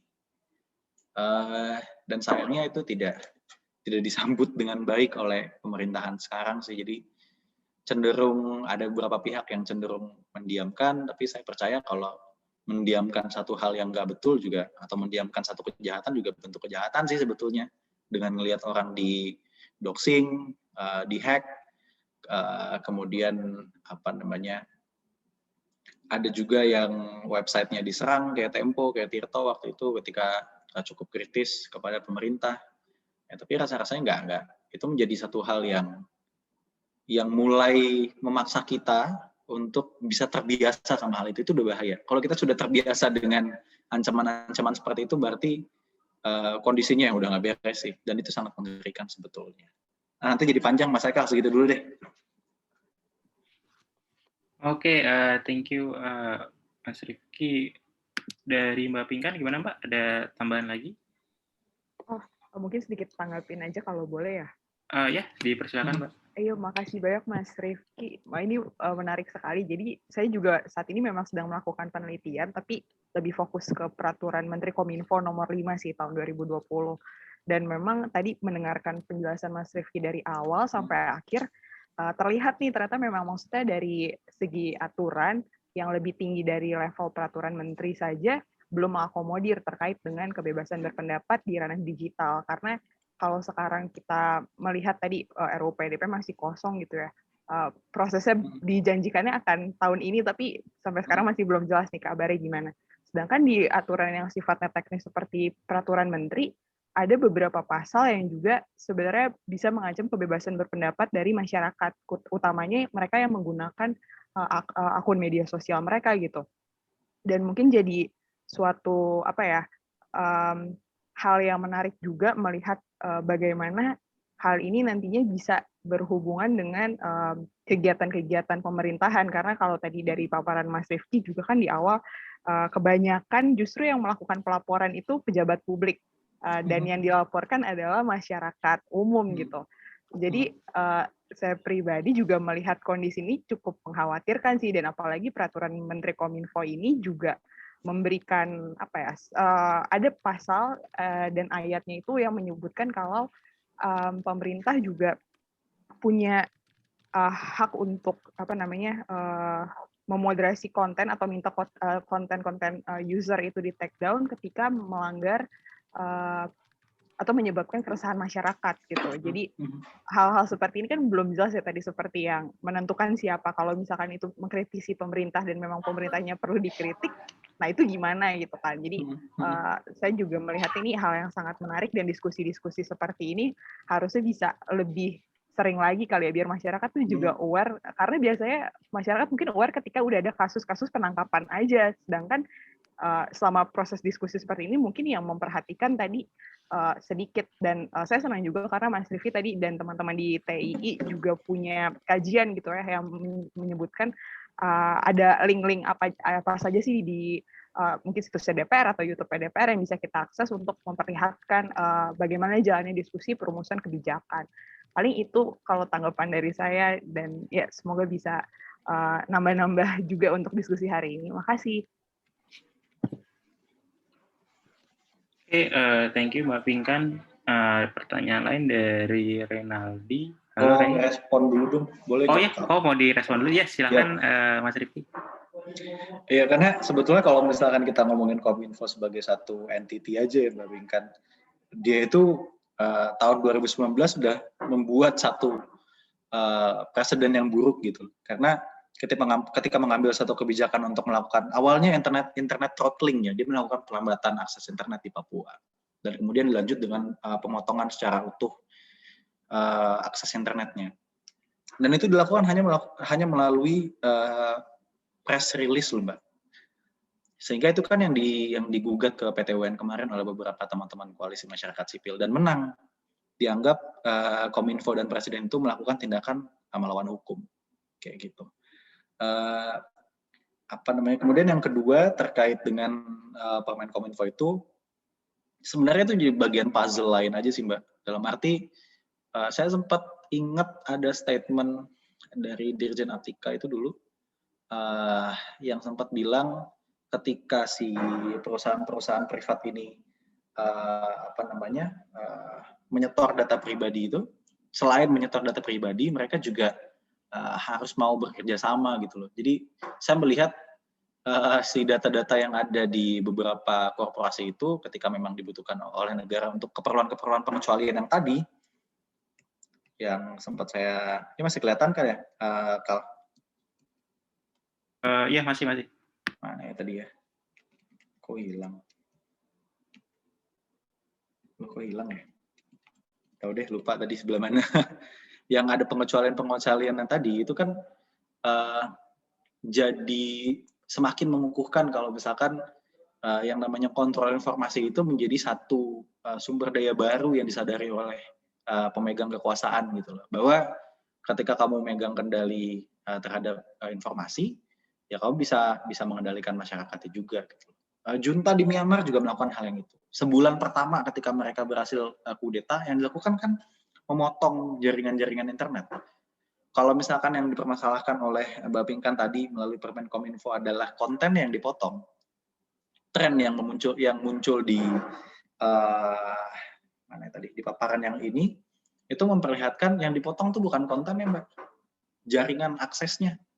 Jadi benar-benar bukan lagi mikro gitu loh, konten mana yang query-nya harus dilarang, konten mana yang harus ditahan, tapi ditutup aja semua. Jadi kondisi yang menyeramkan ini sebetulnya membuat kita hanya bisa menerima satu bentuk atau satu jenis kebenaran, ya kebenaran dari pemerintah. Informasi apapun ya datangnya dari pemerintah. Kayak ya nggak ada opsi lain selain mempercayai apa yang dikatakan pemerintah. Padahal kan fungsi masyarakat sipil untuk mengawasi jalannya pemerintahan kan juga untuk memastikan tata kelola pemerintahan itu berjalan dengan prinsip-prinsip demokrasi secara betul ya. Termasuk juga pengambilan kebijakannya, perumusan kebijakannya. Tapi kalau misalkan sumber-sumber informasi lain ditutup dan kebenaran hanya muncul dari pemerintah, itu yang menurut saya udah terlalu akut sih. Kalau udah kayak gitu udah bahaya sekali. Gitu Mas Haikal, tambahannya dikit. Thank you. Oke, thank you Mas Rifki. Nah, ini ada pertanyaan lagi dari Mas Renaldi. Halo, Ray. Halo, kedengeran nggak? Ya, jelas kok. Dipersilakan Ray kalau ada pertanyaan atau ada tanggapan. Oke, terima kasih Mas Rifki Rahman atas pemaparannya. Maaf saya agak telat sedikit tadi mengikuti acara karena di sini hujan badai deras sekali. Saya cuma ingin bertanya sedikit, apakah di undang-undang baru tentang data pribadi ini ada perlindungan data dalam bentuk denda terhadap pihak-pihak yang dianggap menjual atau lalai, pihak-pihak kayak misalkan kayak BPJS atau Google atau Facebook yang lalai menjaga data pribadi milik klien atau penggunanya. Soalnya saya baru memberitakan beberapa waktu lalu kemarin tuh di Korea hari Rabu itu pemerintah Korea berani mendenda Microsoft, perusahaan Microsoft yang besar itu kira-kira 85 juta won dengan denda tambahan sekitar 25 juta won dan ada tambahan denda administratif sebesar 20 juta won, kira-kira segitu. Nah, ternyata denda tersebut dikenakan pada Microsoft karena Microsoft bertanggung jawab atas bocornya data pribadi yang dimiliki oleh warga Korea. Jadi dari 119.000 data yang bocor, ada 114 warga Korea yang datanya itu bocor keluar, yang kemudian digunakan secara ilegal di pasar gelap, yang bisa dimanfaatkan untuk tindakan-tindakan kejahatan. Nah ini kan menurut saya tindakan pemerintah Korea Selatan ini sangat luar biasa dalam melindungi data pribadi masyarakatnya. Walaupun kebocoran hanya ada 114 orang, tetapi mereka itu benar-benar konsen dalam melihat data pribadi. Dan ini pun bukan pada Microsoft doang, tapi juga GroundX itu kayak induk perusahaan, kalau nggak salah induk perusahaan Kakao Talk itu, dan punya pihak Korea Selatan asli, perusahaan Korea, itu pun juga kena denda 25 juta won, plus denda administratif 6 juta won, juga ada denda tambahannya. Nah, mereka di sini melihat perlindungan data pribadi kan, karena temanya data pribadi ya, ini sangat betul-betul dihargai atau dilindungi, sehingga para penggunanya dengan adanya denda tersebut merasa saya aman nih, karena mereka yang coba-coba denda, maksudnya yang coba-coba membocori akan kena denda, dan pihak perusahaan akan berhati-hati. Belum lama lagi kan kita juga tahu BPJS kebocoran berapa juta data pribadi. Awalnya ditolak, tapi Kominfo bilang iya. Setelah diselidiki memang iya. Dan mereka hanya membayar 2M. Maaf ya Mas, itu doang yang mereka bisa bayar. Hanya minta maaf, klarifikasi. Tidak ada bukti realnya. Padahal kan kebocoran data itu sangat luar biasa buat kita. Kita nggak tahu tiba-tiba malam-malam ada SMS, tiba-tiba uang di bank, raib, ya kan? Udah berapa kasus beritanya itu sudah sangat banyak. Uang tambal ban hilang 30 juta. Karena data pribadi banknya itu diambil orang. Ini kan sangat berbahaya sekali itu. Menurut saya sangat gitu. Apakah di Indonesia itu ada seperti itu diberlakukan? Karena yang sudah-sudah, kalau misalkan tidak ada denda administratif semacam itu, bisa-bisa ya bakal ada bisnis gelap, entah itu pihak Telkomsel atau pihak yang berkaitan, dan juga kita nggak bakal merasa aman gitu. Jadi bagaimana menurut Mas Rifki? Terima kasih. Oke, makasih Mas Rey ya, Mas Reynaldi. Oke, sebetulnya saya harus mengatakan ini dulu. Lagi-lagi kan yang saya elaborasi dari tadi itu adalah draft yang yang diunggah pada Januari 2020. Mungkin sekarang ada perubahannya, tapi saat itu saya sempat menggarisbawahi beberapa persoalan pelanggaran. Yang pertama, untuk menjawab pertanyaan Mas Ray itu, untuk melindungi data pribadi kita di dalam RUU PDP itu sebetulnya ada dua jenis denda juga, ada dua jenis sanksi, Yang pertama sanksi administratif. Nah, itu bisa berupa peringatan tertulis, kemudian aktivitas atau pemrosesan data pribadinya itu juga bisa dihentikan kayak gitu. Kemudian sanksi administratifnya juga bisa mewajibkan pengendali data pribadi itu untuk menghapus atau memusnahkan data pribadi, termasuk mengganti kerugian tadi yang sempat Mas Ray sampaikan, dan juga denda administratif. Tapi selain denda administratif, ada juga ketentuan pidananya Mas sebetulnya. Itu ada di pasal, saya harus ngecek karena saya lupa pasalnya, tapi dia ada di bab 13, jadi cukup mau hampir selesai ke bawah. Nah itu pidananya dibagi ada dua, ada pidana kurungan, ada juga denda. Dan di naskah Januari 2020 ini untuk denda maksimal itu yang dikenakan angkanya sampai 70 miliar, Mas. Dia itu pilihannya 70 miliar atau kurungan 7 tahun. Nah itu kalau si sanksi itu akan diberikan ketika ada pelanggaran yang dijelasin itu di pasal 51 ayat 3, di mana pelanggaran itu merupakan penggunaan data pribadi yang bukan miliknya. Jadi kasus-kasus yang sebenarnya terjadi dari kemarin itu, kalau PDP ini sudah aktif dari kemarin, sudah selesai, dengan tentu saja dengan kualitas yang tetap terjaga ya, karena nggak terburu-buru, itu kasus-kasus seperti BPJS sebenarnya bisa ditangani dengan baik gitu. Karena kan penyelenggara pemerintahan sendiri pun sadar bahwasanya dalam mengurusi atau merespon kasus-kasus pelanggaran data pribadi di ruang maya atau ruang digital, mereka belum punya perangkat hukum yang memadai, makanya RUU PDP ini dibuat. Tapi sayangnya kan sampai sekarang lagi-lagi ada benturan politik juga gitu, tarik-menarik kepentingannya juga di dalam yang membuat proses ini jadi cukup panjang. Nah, kalau jadi untuk menjawab pertanyaan Mas Rey, sebetulnya di versi 2020 ada, tapi saya nggak tahu perubahan-perubahan yang terjadi ya, karena versi 2019 dan 2020 aja itu ada perbedaan di angka denda maksimalnya tuh, Mas. Saya lupa lebih besar mana, lebih besar yang versi 2020 Januari kah, atau justru lebih besar yang versi sebelumnya. Kayak gitu, Mas Rey. Iya, makasih Mas. Ya bisa disimpulkan ya kita benar-benar telat ya dalam menjaga perlindungan data pribadi ya. Saya itu udah menggunakan Facebook dari tahun 2010 itu. Ada 2 akun palsu yang mengatasnamakan saya itu juga pernah ada. Datanya pun sama. Tuh, untungnya teman-teman saya minta bantu teman-teman untuk menutup. Kan, tapi ini kan bukti bahwa pemerintah sudah sangat lalai dan nggak ada infrastruktur hukum yang memadai untuk melindungi data pribadi. Gitu. Jadi ya saya jadi ya gimana ya, miris juga sih. Ya mudah-mudahan sih RUU ini segera bisa diresmikan ya.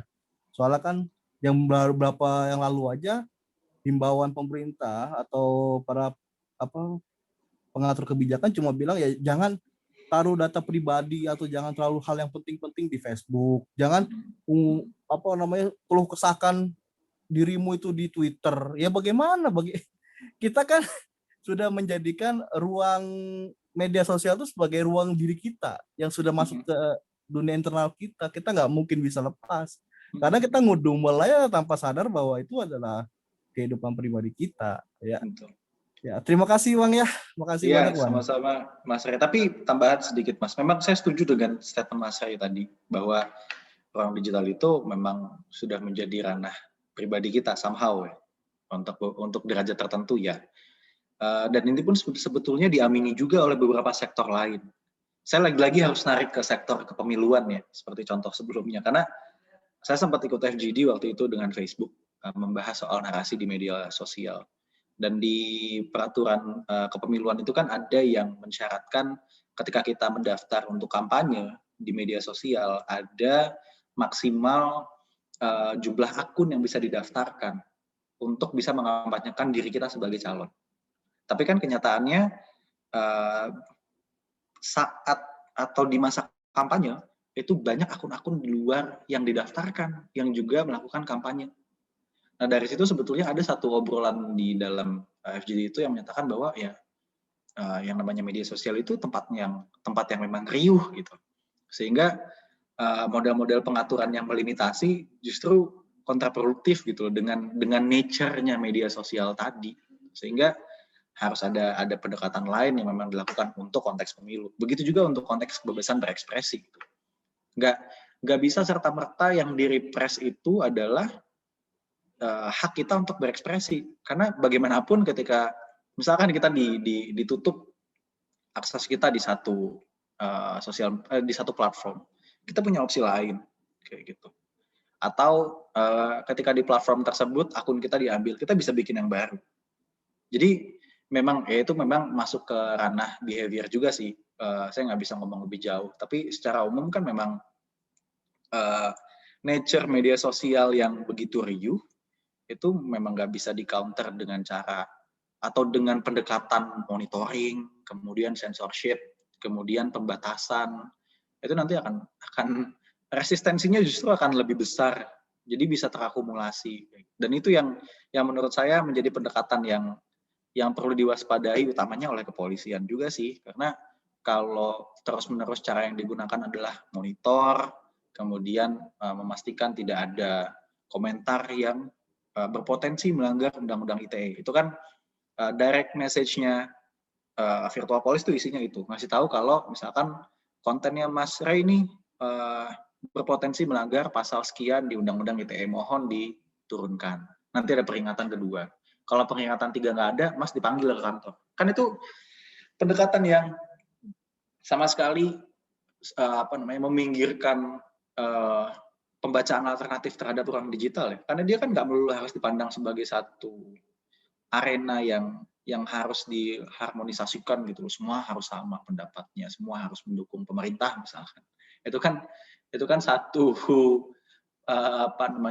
cara pandang yang sangat utopis sebetulnya dengan masifnya perkembangan digital, dengan masifnya cara kita berinteraksi, dengan tingginya koneksi kita terhadap hal-hal yang di luar jangkauan kita secara geografis. Kita bisa ibaratnya gini, internet tuh bisa kayak neuron, bisa kayak sel-sel otak. Dalam arti ketika Mas Ray di sini ngasih satu impuls, misalkan bikin satu gerakan karena kita sedang dikudeta sama TNI gitu, seperti di Myanmar misalkan, contoh aja.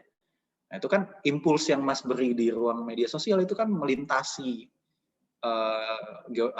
batasan-batasan geografis, sehingga dukungannya itu mungkin aja bisa datang dari Samoa, mungkin aja bisa datang dari Iceland. Jadi interkonektivitas yang sangat tinggi tadi itu membuat nggak bisa cara pandangnya tuh harus tetap ini warga negara Indo ya harus bisa diatur kayak gitu. Ya menurut saya itu cukup kuno sih kalau cara pandangnya kayak gitu. Itu sih tambahannya Mas Ray. Gitu Mas Haikal juga. Sorry Mas, monggo dilanjut. Oke, thank you Mas Rifki. Dari Ray, gimana Ray? Udah? Itu satu lagi Bang, gue jadi inget nih. Yang kemarin tuh yang masalah di Facebook. Saya ada beberapa kali masalah dengan Facebook kan, pada komentar-komentar. Padahal nggak begitu kejam komentar saya, enggak. Cuma saat itu sedang mengomentari ada pemerkosaan wanita di suatu negara akibat perang. Saya komentari kalau orang itu bilang, oh itu wajar karena apa? Namanya juga perang. Lalu saya komentari balik ya, kalau gitu pembunuhan anak dan laki-laki, pemonjaran anak dan pembunuhan laki-laki juga wajar dong. Kan namanya juga perang, ngapain dulu kita menggugat tuh, ngapain ada hak asasi manusia peradilan pasca perang ya kan. Nah, gara-gara komentar itu kemudian Facebook memblokir saya tanpa adanya pemberitaan, tanpa saya bisa membela diri, tanpa saya tahu saya harus kemana gitu. Kalau misalkan saya berurusan dengan XL atau Axis, saya bisa ke kantor mereka, cabangnya di mana-mana. Cuma ke Facebook ini saya mau kemana? Saya email kemana pun nggak dibalas.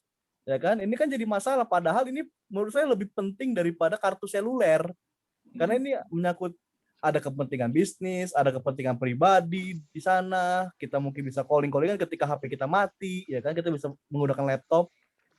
Ya kayaknya saat Facebook, Twitter, Instagram didirikan di Indonesia, pemerintah kayaknya seolah-olah nggak serius, anggapannya hanya main-main doang gitu. Itu pendapat saya Mas, terima kasih. Iya, thank you Mas Ray. Oke, gimana Mas Rifki, ada tanggapan lagi? Atau masuk pertanyaan lain? Enggak, kalau mau dilanjut Mas Haikal. Oke, thank you Ray. Ke Mbak Dinda. Halo Mbak. Halo Haikal. Ya, dipersilakan Mbak Dinda kalau ada pertanyaan atau tanggapan. Thank you Haikal.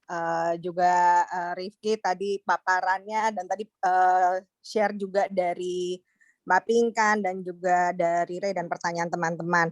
Saya hanya ingin share juga mengenai tadi ya, masalah bahwa ancaman terhadap kebebasan berekspresi kita bahkan berangkat dari peraturan teknis gitu. Hal yang sebenarnya kan undang-undang itu adalah satu-satunya ilustrasi, tools maksud saya, untuk membatasi hak. Nah, ini yang terjadi kan adalah semacam Permenkominfo saja bisa melakukan itu. Tadi Rifki juga menyampaikan mengenai kasus internet shutdown di Papua yang bahkan dilakukan melalui rilis gitu.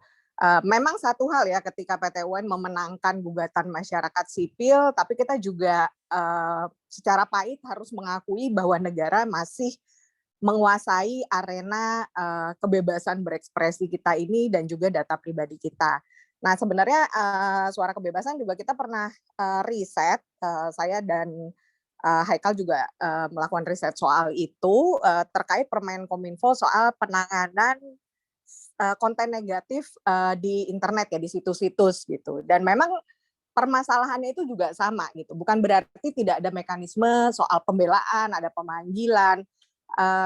Hanya saja memang prosesnya jadi cepat dalam tanda kutip dan konotatif ya. Karena yang terjadi adalah terutama terhadap fintech, bahwa memang kita tahu ada banyak masalah sekali terkait fintech, yaitu mengenai penutupan fintech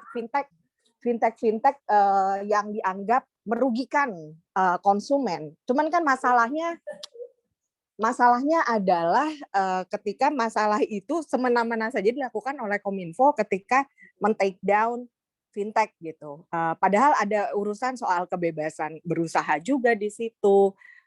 Dan ada juga sebenarnya catatan pentingnya bukan hanya itu ya, bahwa keputusan seperti itu harusnya lewat pengadilan.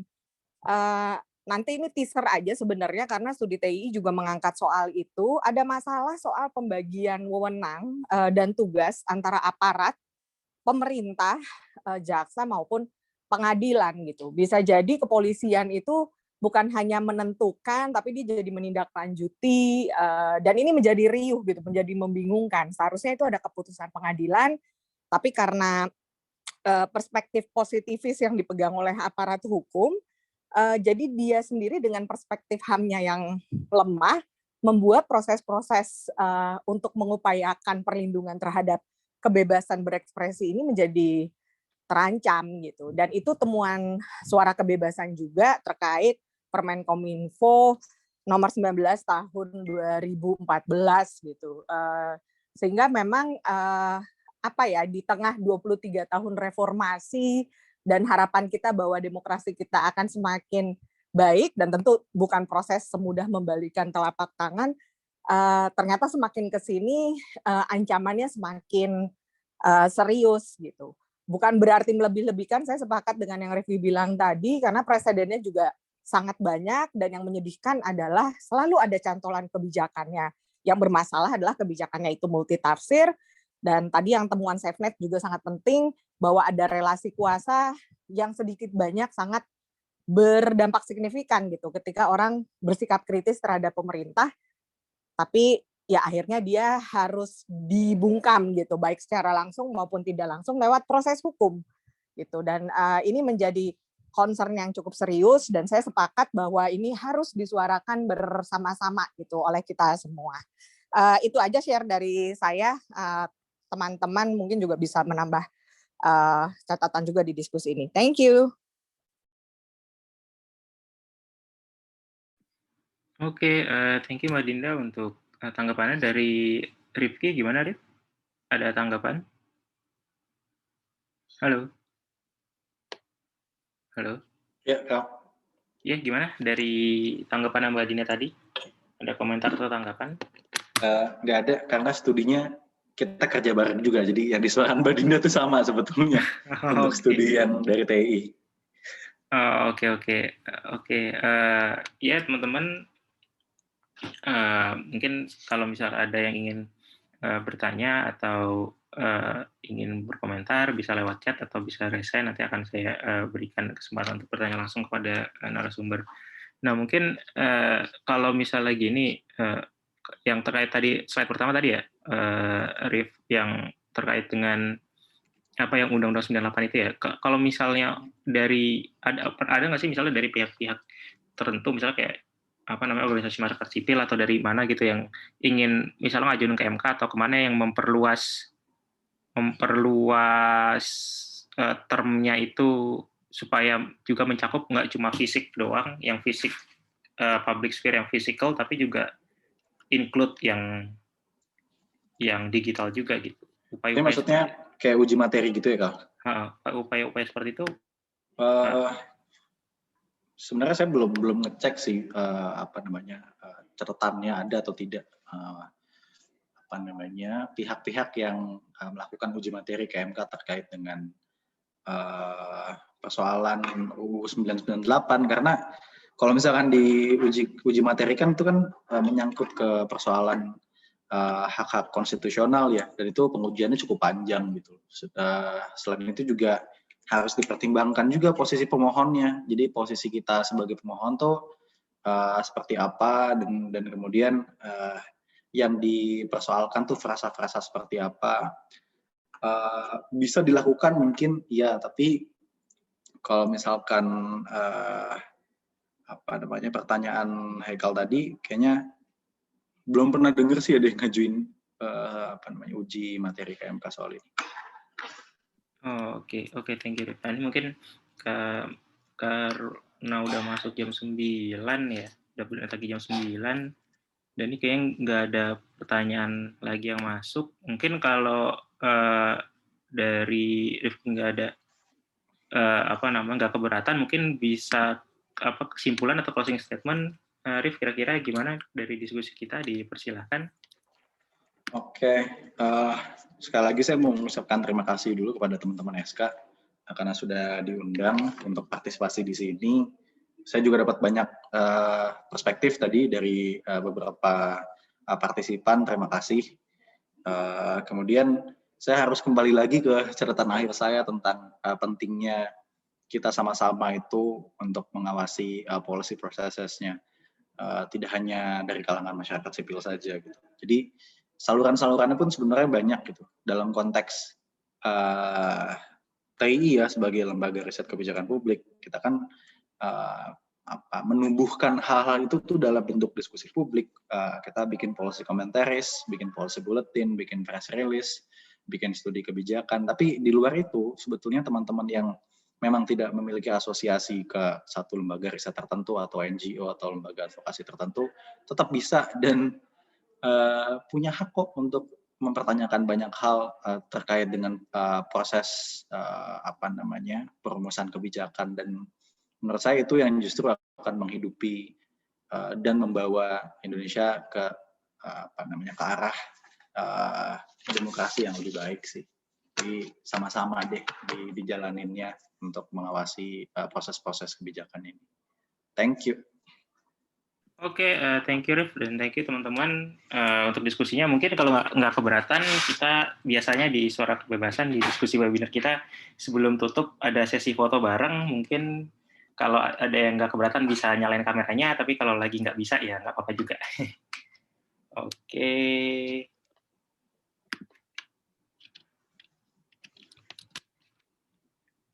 Satu, dua, tiga. Sekali lagi, 1, 2, 3. Oke, thank you banget teman-teman sudah bersedia hadir di diskusi kali ini, dan thank you banget khususnya ke Rifki yang sudah bersedia jadi pembicara kita di diskusi kali ini. Thank you banget, dan diskusi Suara Kebebasan, webinar forum kebebasan biasanya kita adakan sebulan 2 kali, dan biasanya next Friday 2 minggu lagi, berarti nanti diskusinya akan diadakan kembali. Pasti akan kita selalu infokan di medsos kita, ada di Twitter @bebas.id, juga ada di suarakebebasan.id di Facebook page ya, juga ada di Instagram @suarakebebasan, dan kalau misalnya di sini masih ada teman-teman yang pakai Line, kita juga ada di Line suarakebebasan.id. So thank you banget teman-teman, dan thank you banget Rif udah mempersiapkan materi juga dan bersedia jadi pembicara nih. Ganggu malam Sabtunya kita ganggu, thank you banget. Oke, dan sampai jumpa teman-teman di diskusi Suara Kebebasan selanjutnya, dan sehat-sehat selalu untuk teman-teman semua. Thank you. Terima kasih semuanya. Thank you semuanya. Saya izin leave dulu ya. Terima kasih.